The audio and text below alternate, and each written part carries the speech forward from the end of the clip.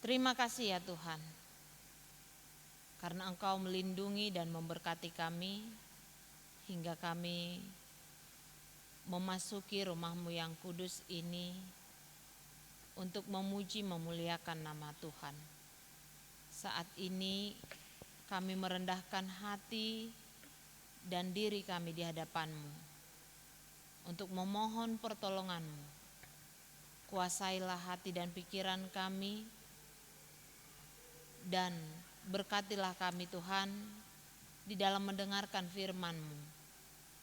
Sebab firman-Mu itu adalah yang kekal, yang tidak dapat digantikan oleh apapun dalam hidup kami. Di dalam nama anak-Mu Yesus Kristus kami berdoa. Amin. Selamat hari Minggu bagi kita semua. Jemaat yang dikasihi Tuhan Yesus Kristus, firman Tuhan bagi kita pada minggu ini tertulis dalam kitab Injil Lukas pasal 10 ayat 38 sampai dengan ayat 42. Saya akan membaca bagi kita semua. Beginilah dikatakan. Maria dan Marta.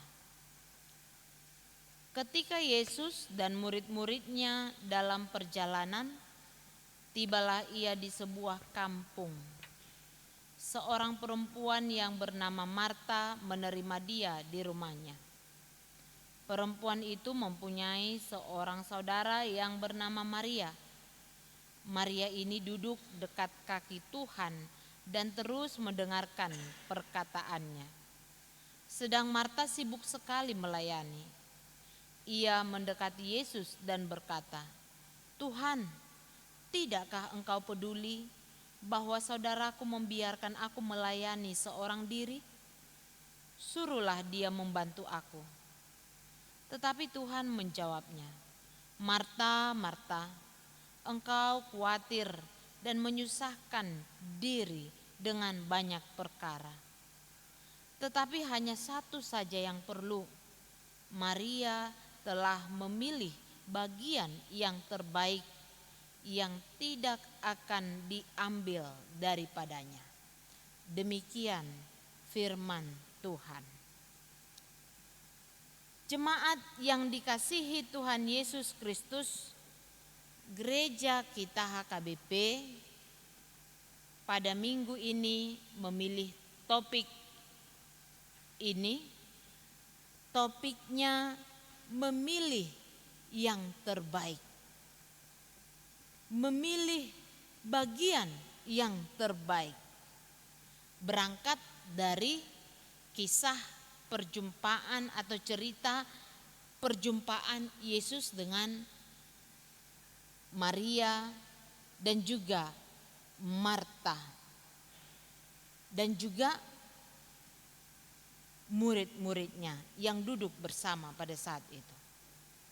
Maria dan Marta itu adalah saudara Lazarus yang telah dibangkitkan oleh Yesus dari kematian.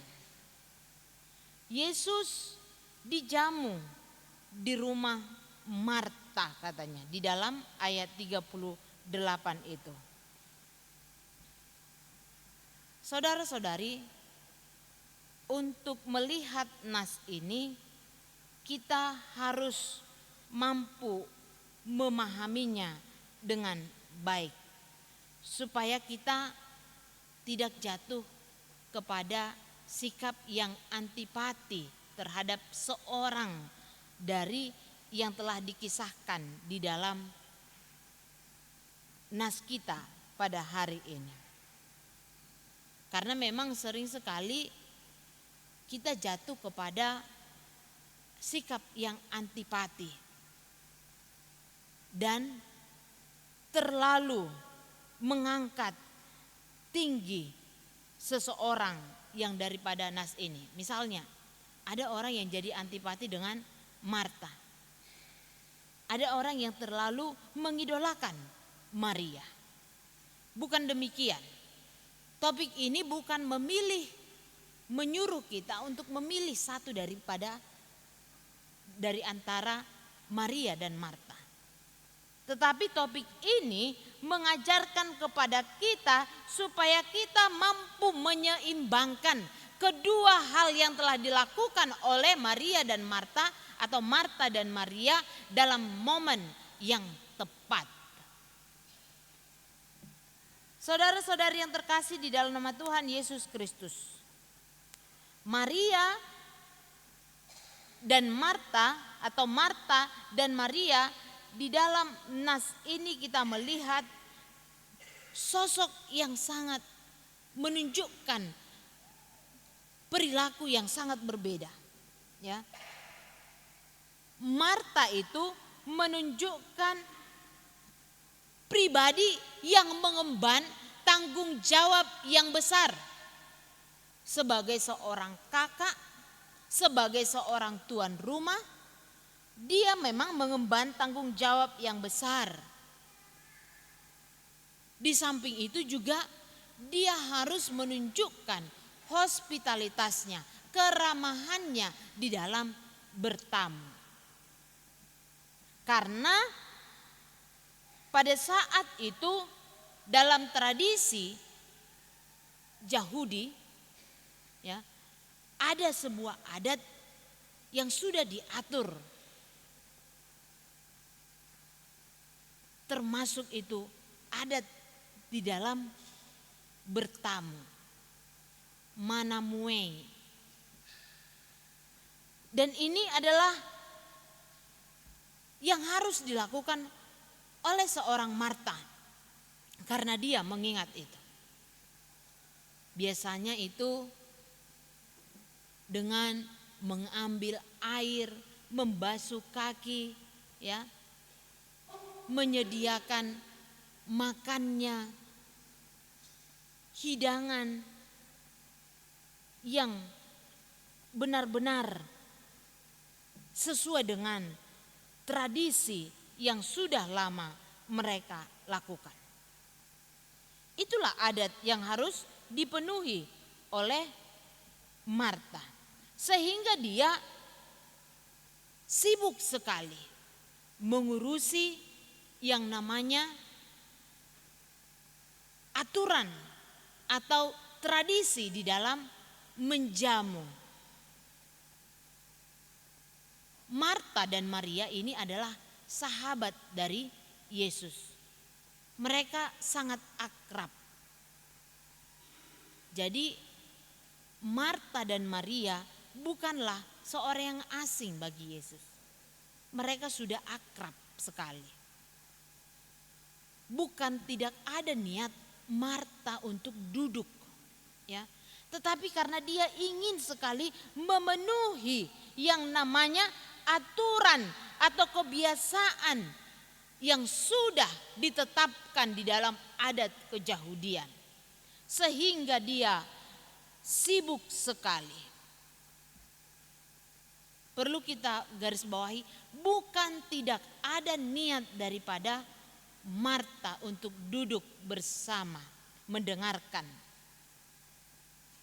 atau berbicara dengan seorang tokoh publik, ya. Saat itu Yesus sudah menjadi tokoh publik di antara masyarakat. Mungkin dia memiliki kerinduan, tetapi dia memilih untuk melakukan adat atau tradisi. Tetapi pekerjaannya tidak kunjung selesai. Perkara-perkara itu sehingga membebaninya. Dia merasa berat untuk melakukannya. Dia terperangkap di dalam lingkaran kesibukannya. Sehingga dia menjadi kehilangan rasa damai di dalam hatinya. Dia dibebani oleh banyaknya perkara yang sebenarnya tidak terlalu penting pada saat itu. Kekhawatirannya di dalam mempersiapkan segala sesuatu membuatnya kehilangan sukacita di dalam menjamu. Ya. Sehingga dia berani mengkritik Yesus karena dia sudah kehilangan sukacitanya. Sehingga dia berani mengeluh kepada Yesus karena dia sudah kehilangan kedamaian di dalam hatinya. Maka Yesus menanggapinya pun dengan penuh kasih, Bapak Ibu Saudara-saudari. Yesus menanggapinya mengatakan, "Marta, Marta, engkau khawatir dan menyusahkan diri dengan banyak perkara." Di sini Yesus tidak marah karena tadi kita tahu bahwa hubungan mereka sudah akrab, mereka sahabat. Yesus menasihatinya dengan penuh kasih. Dan sekarang Yesus fokus kepada satu hal saja yang bagi Yesus adalah sangat penting dan inilah yang terbaik. Seandainya Yesus keberatan dengan apa yang dilakukan oleh Marta itu, pelayanan yang dilakukan oleh Marta itu, maka Yesus akan cepat memerintahkan Marta untuk menghentikan aktivitasnya, persiapan-persiapan yang dilakukannya. Tetapi Yesus di sini tidak mengkritiki apa yang dilakukan oleh Marta, tetapi yang dikritiki oleh Yesus adalah Marta telah jatuh kepada sikap yang kehilangan sukacita dan kedamaian, dan yang muncul adalah keluhan di dalam melayani. Sehingga Yesus memberitahukan kepada Marta apa yang lebih penting pada saat itu. Apa yang terbaik dan apa yang harus dilakukan di dalam menjamu Yesus. Bapak Ibu Saudara-saudari yang terkasih di dalam nama Tuhan Yesus Kristus, memang situasi yang dihadapi oleh Marta pada saat itu adalah dia harus berusaha dengan segala tanggung jawab penuh untuk memenuhi tuntutan masyarakat Yahudi. Kebiasaan atau adat Yahudi. Jadi sikap Marta ini menunjukkan berusaha untuk selalu memenuhi standar sosial masyarakat. Maka itu akan membuat kita jenuh. Akan membuat kita kelelahan mental, kelelahan pikiran, dan secara psikologis itu juga sangat menekan. Kita pun harus mengakui, ya, harus mengakui ada banyak tuntutan-tuntutan di tengah masyarakat ini. Ya misalnya kita sendiri sebagai suku Batak, tuntutan adat Batak itu sangat banyak sekali. Maka ketika kita merasa tidak sanggup untuk memenuhi tuntutan adat, yang terjadi adalah bagaimana? Stres. Misalnya persiapan pesta, apa yang terjadi? Beban, harus demikianlah, dekorasinya harus demikian, dress code-nya juga demikian. Berapa orang yang harus diundang? Jangan sampai si anu nanti sakit hati kalau tidak diundang. Ya. Akhirnya bagaimana? Penonton juga karena sudah menjadi kebiasaan, para undangan juga sering sekali mengkritik, ya, mengkritik apa yang sudah dilaksanakan oleh hasuhuton, ya, dan hasuhuton pun terbeban. Asidung bepesta, pesta sudah selesai, misalnya, tetapi karena ada kekurangan sedikit, ini menjadi beban. Tuntutan-tuntutan yang demikian tuntutan-tuntutan kebiasaan masyarakat, tuntutan-tuntutan sosial.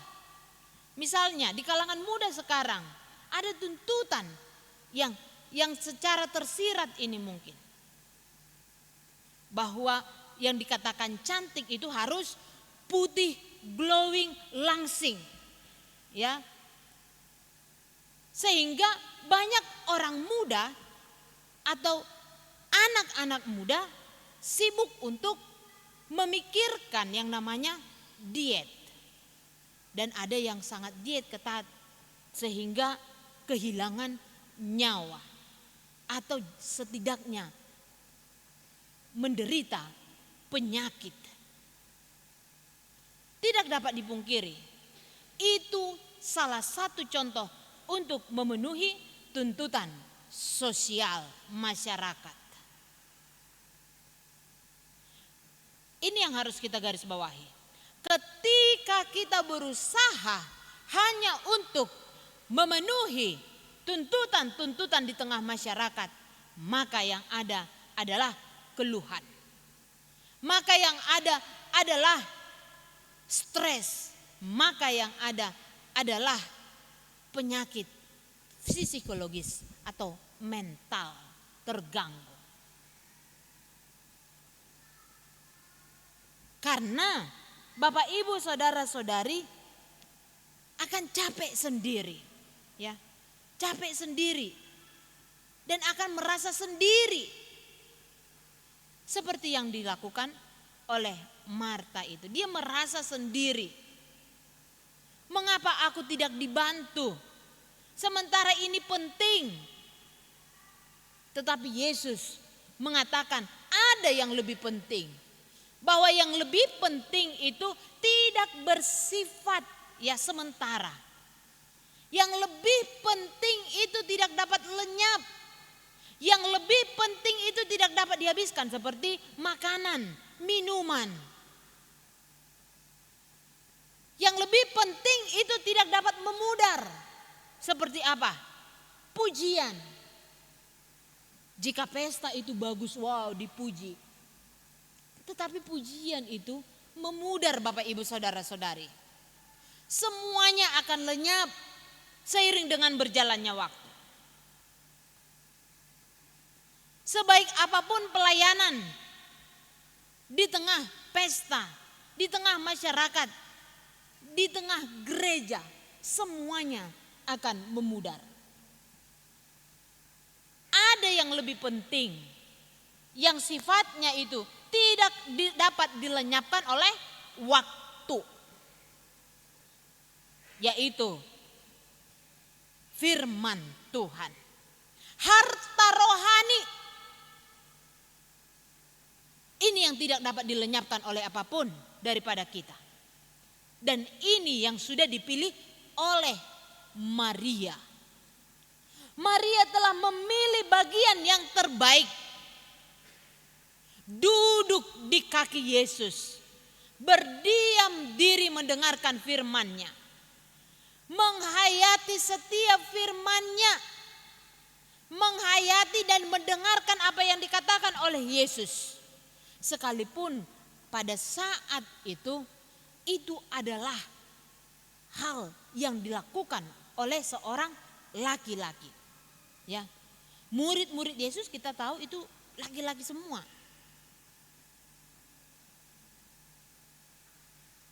Termasuk yang dilakukan oleh Marta itu.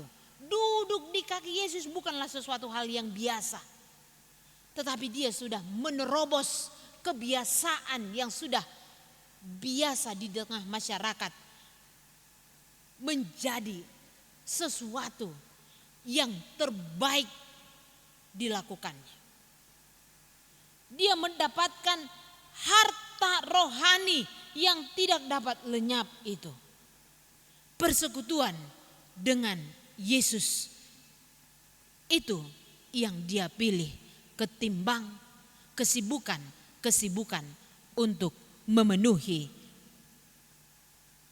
keinginan sosial masyarakat.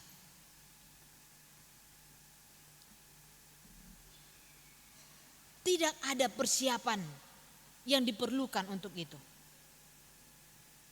Tidak seperti persiapan fisik yang bersifat sementara. Seperti dekorasi itu sementara kan? Bagaimana pakaian kita,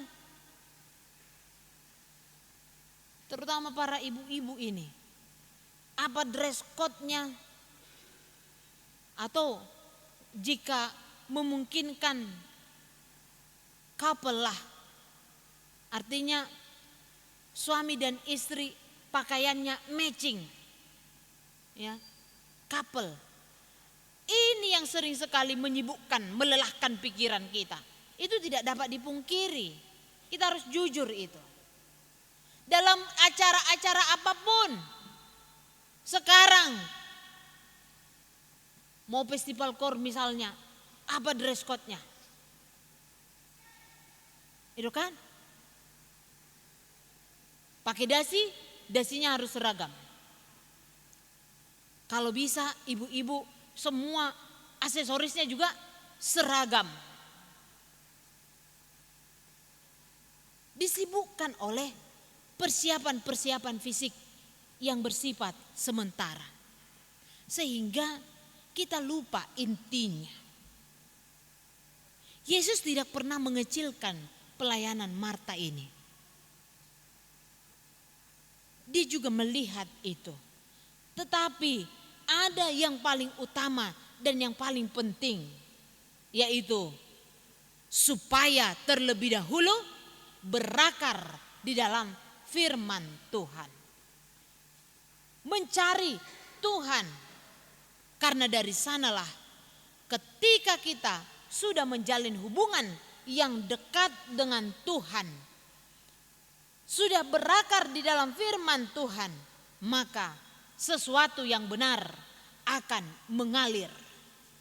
Karena kebiasaan belum tentu itu menjadi suatu kebenaran.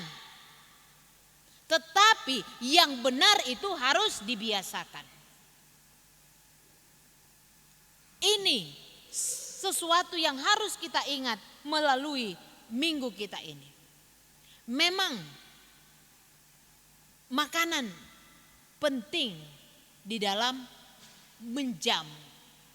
Persiapan-persiapan yang lainnya itu juga penting. Tetapi ada hal yang paling penting. Apalagi di tengah hiruk pikuk kesibukan saat ini. Kita sering sekali dituntut untuk memilih dengan berhikmat, memilih dengan bijaksana. Keluarga kah atau pekerjaan? Pekerjaan kah atau pelayanan? Pekerjaan kah atau bersekutu di hadirat Tuhan? Kita dituntut untuk mampu memilih yang terbaik di dalam hidup kita. Tetapi nyanyian kita tadi ya mengatakan bukan hanya makanan yang perlu katanya. Saya lebih hafal di dalam bahasa Batak ya. Dadaholan si panganon narikot bain hangoluan ni jolma tung nasahatani debatatado. Haleluya, haleluya. Matius 6 ayat 33. Carilah dahulu kerajaan Allah, maka semuanya akan ditambahkan bagimu. Apa yang dapat kita tambahkan jika kita dipenuhi dengan rasa kekhawatiran, kegelisahan, karena sudah dibebani oleh pekerjaan kita, karena kita sudah dibebani oleh omongan di tengah masyarakat.